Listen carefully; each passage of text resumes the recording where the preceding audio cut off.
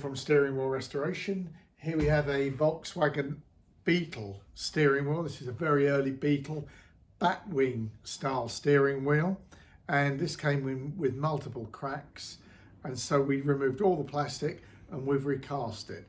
But that also fits, I believe, as well as Beetle T1 vans as well, at the 1950s sort of period. And we've also got the mould for the semi-Batwing as well as this Batwing type of steering wheel. That's a Volkswagen Beetle, dates from the 1950s.